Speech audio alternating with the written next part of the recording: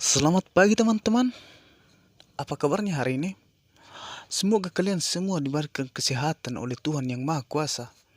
Dan semoga kalian juga dijauhkan dari wabah yang melanda kita saat ini, yaitu wabah virus corona. Di sini saya akan menceritakan pengalaman teman saya yang bernama John, di mana dia sedang ngekos dalam sebuah kosan yang ternyata kosan itu sangat angker. Mau tahu keseruannya? Tonton video ini.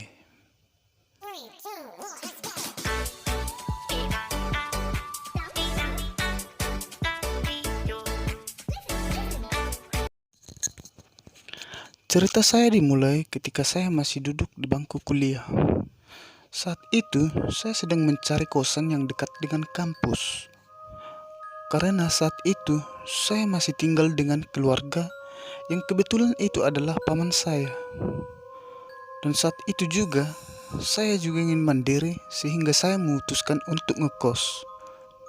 Kemudian, saya bilang ke paman saya kalau saya ingin mencari kosan yang dekat dengan kampus. Dan sekalian juga agar saya bisa lebih mandiri.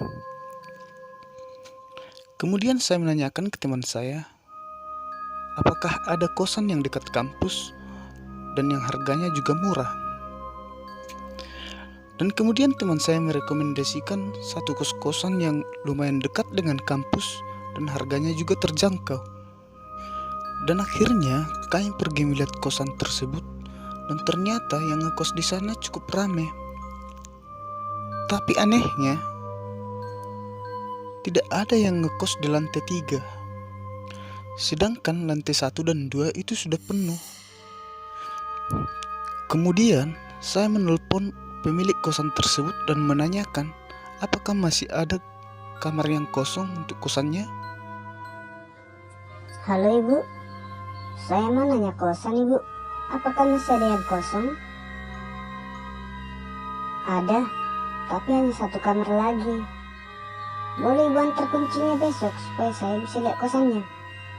Boleh, besok kamu datang aja pagi. Baik Bu. Dan setelah keesokan harinya, kami pergilah tuh ke tempat kosan ibu itu. Dan kemudian kami menjumpai ibu itu di sana. Lalu kami dibawa ke atas untuk melihat kosan yang kosong. Dan ternyata ibu itu menunjuk dan membuka kamar kos yang paling ujung. Setelah melihat kosan yang bersih dan nyaman kelihatannya, akhirnya saya memutuskan untuk ngekos di sana. Kemudian saya membayar uang kos untuk 1 bulan ke depan kepada ibu itu, dan lalu ibu itu memberikan kuncinya kepada saya. Lalu kami pergi mengambil barang-barang saya ke rumah paman dan kembali lagi membawanya ke kosan itu. Setelah jam 3 sore, saya belum juga selesai membereskan barang-barang saya. Dan kemudian teman saya minta untuk pulang karena ada urusan mendadak yang ditelepon dari temannya. Dan akhirnya teman saya pulang duluan karena dia katanya ada urusan. Dan kemudian saya lanjutlah tuh beres-beres untuk merapikan barang-barang yang masih berantakan. Setelah jam 5 sore, saya memutuskan untuk berhenti beres-beres dan saya membeli makan dari luar. Setelah pulang dari warung, di lantai 1 saya dilihatin kayak aneh gitu. Terus ada satu orang yang bertanya kepada saya, "Kamu yang ngekos di lantai 3 ya?" "Iya."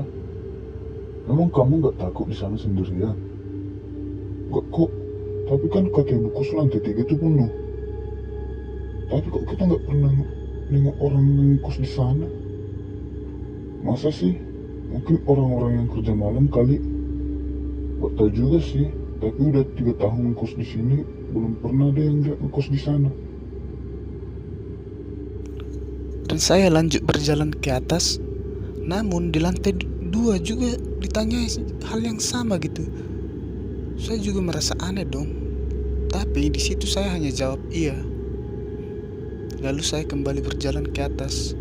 Setelah malam harinya, saya mendengar ada orang yang membuka pintu kamar sebelah.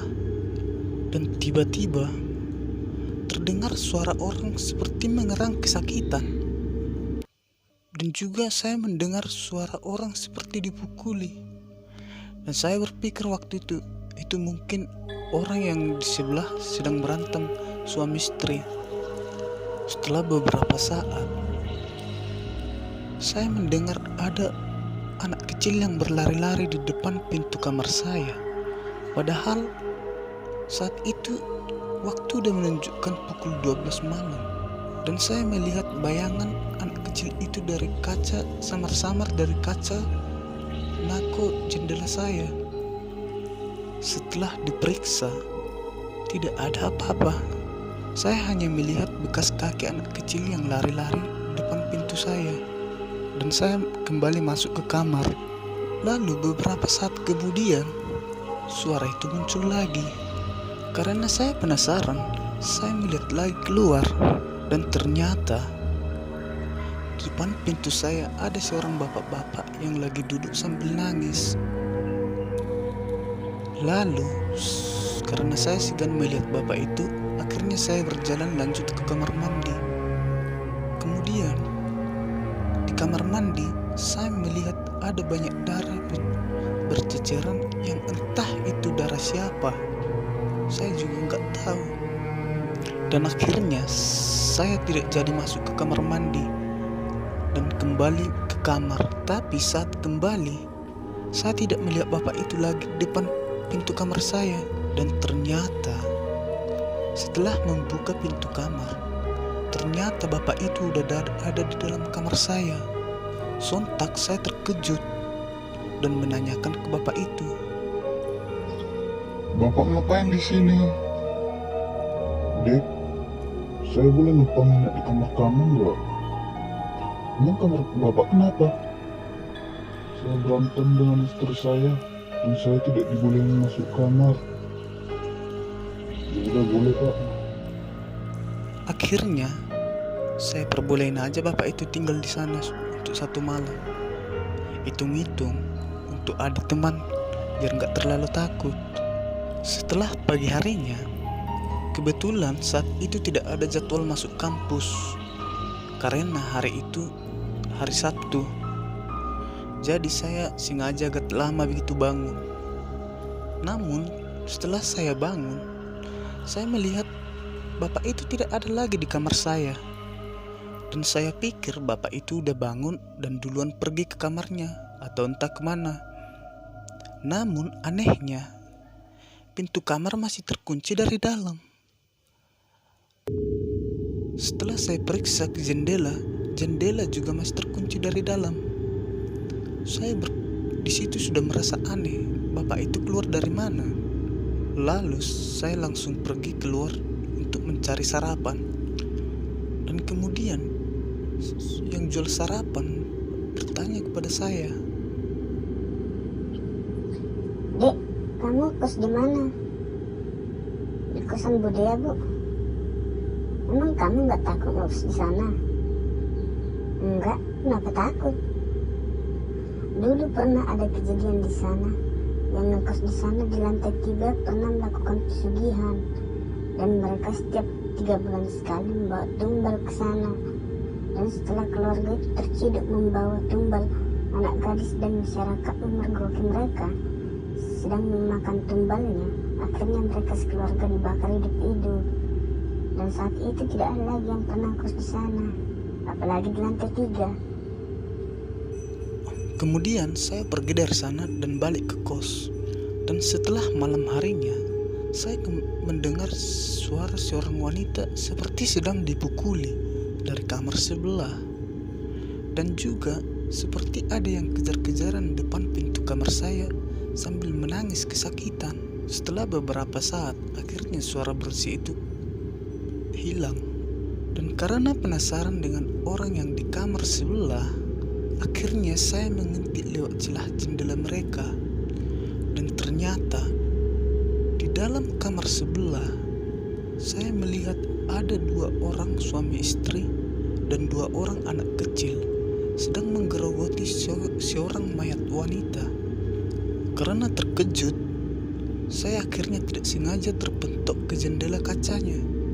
Dan akhirnya mereka melihat saya dan saya langsung buru-buru masuk ke dalam kamar.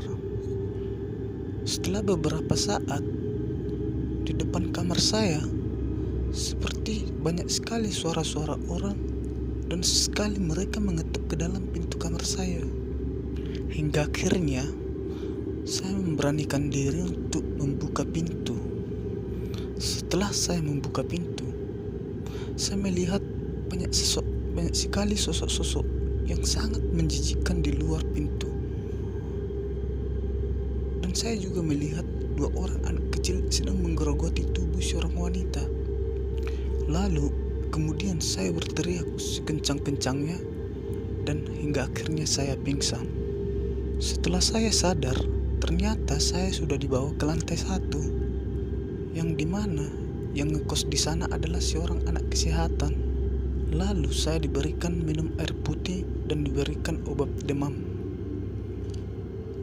Lalu saya disuruh kembali istirahat dan ditemani oleh 2 orang laki-laki yang kebetulan ngekos di lantai 1. Setelah keesokan harinya, saya kembali ke rumah paman saya, dan mulai dari situ saya tidak mau lagi untuk ngekos sampai kapanpun. Gimana tuh keseruan ceritanya?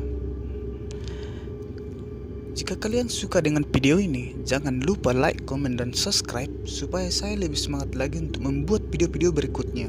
Saya Bang Tam, saya pamit undur diri.